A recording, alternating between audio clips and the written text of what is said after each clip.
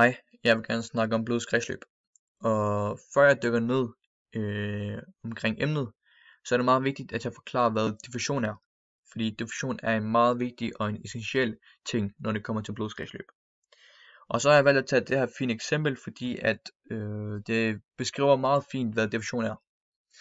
Som vi kan se her, så er der en høj koncentration af de her røde prikker. Og herovre på den anden side, så er der meget lavere koncentration af de røde prikker. Og det diffusion så gør, er at den tager de her røde prikker og fører den over til det lavere koncentration. Som vi kan se her, så er det der sker, er at det bliver helt jævnt og delt ud. Og som vi kan se her, der foregår er, at vi har en mand her, og så er det, at han trækker vejret. Og det er meget vigtigt at vide, at udenfor i luften, så er der 21% ilt og omkring 0,04% CO2.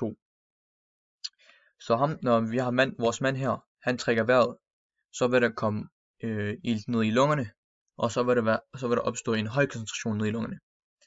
Og nede i lungerne, så har vi sådan nogle runde cirkler, det kalder vi for alveoler. Og de her runde cirkler, de er omringet af et kapillærnet. Og de her kapillærnet, det er sådan nogle rigtig små blodårer. De rent faktisk, nogle af dem kan være 10 gange mindre end hår. Så du kan godt forestille dig, hvor tynde de er. Og dermed sådan her, som vi kan se hernede, at når de røde blodlegemer, de kommer ind, så skal det komme ind en af gangen, fordi det er så tyndt. Og så har vi her de her alveoler. Her har vi sådan rigtig mange i lungerne, men det her bare for at beskrive, hvordan det foregår i en. Herinde så har vi O2, som vi kan se her, det er ilt, og så har vi det her kapillær. Det der så sker er, at i den her blodåre, den her kapillær her, er der meget lav koncentration af O2, af ilt. Hvorimod her i alveolen, så er der fyldt med ilt. Så det der sker er, at som jeg viste lige før med diffusion, og hvad det går ud på, så er det, at den kommer, så er det, at ilten går ned i kapillæret, og så er det, at der bliver fyldt, og der bliver en høj koncentration af ilt i kapillæret. Og vi så det her billede lidt tidligt, men billedet her, det er så, det viser, at det er rød blodlegeme, og hvad der er inde i rød blodlegeme. Og det her, det er så et protein, der kaldes for hemoglobin. Det her hemoglobin, det er så et protein, som tager fat og holder på ilten.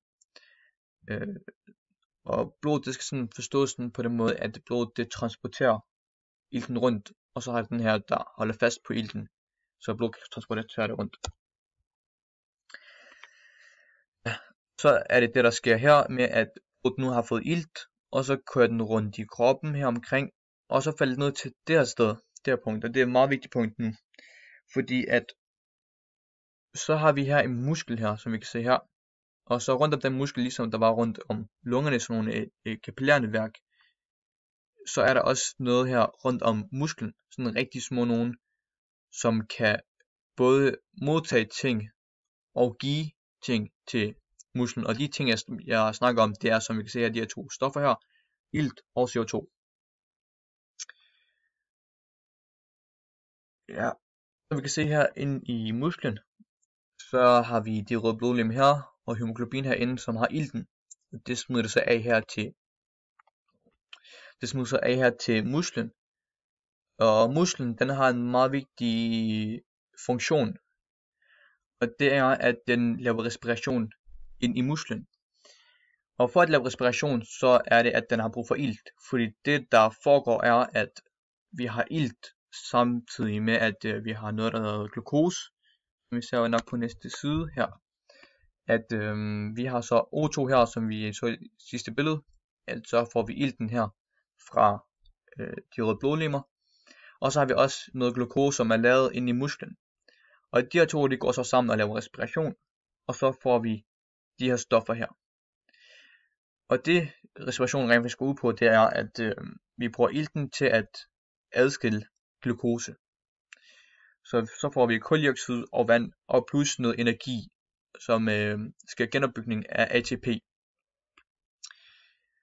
Så det du skal prøv at tænke og se det her som, det er mere som, at her så prøver vi at lave noget energi, så vi kan få det her stof, der hedder ADP, til at blive til ATP. Fordi ADP, det er mere sådan, det er et gammelt batteri, som er brugt. Der er ikke mere strøm i, der er ikke mere strøm i. Og så her, det her ATP, det er et helt opladt batteri.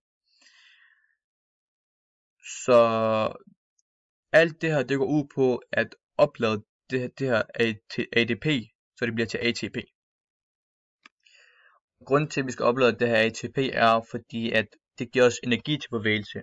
Vi ved alle sammen, at musklerne, det gør sådan, at vi kan bevæge os. Så vi skal bruge den her energi til, at vi kan få bevægelse på, så vi kan leve og køre vores hverdag. Og så hver gang, at der kommer ilt, så bliver det brugt til at lave den her respiration, og for at oplade det her ATP. Og det er sådan, at vi oplader rigtig meget ATP i løbet af en dag. Men hvis vi ser her på det her stof her, så er det, at vi får enormt meget CO2 ind i musklen. Og det der sker så, at vi har en rigtig høj koncentration af CO2 i musklen. Og det er et lille problem, hvis vi ikke får det væk. Og den måde vi får det væk på, er at der sker diffusion til. Og det er derfor, at diffusion er så vigtigt.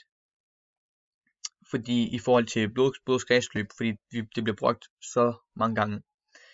Men så er det, at der skal en diffusion, og kuldioxid, det går ud til blodet, og så kører det videre. Og som vi ser her, så er det, at som jeg sagde før, der kommer ilt ind her, og så kommer der CO2 ud her.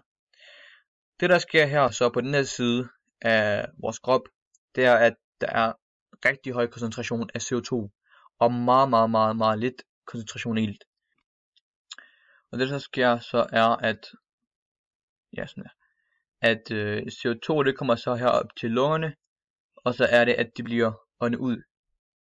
Og som jeg sagde før, så er der rigtig lav koncentration af CO2 ude i luften. Så bliver det meget nemt for lungerne at få det ud til luften. Og så er det, at den her proces, den kører så, den bliver ved.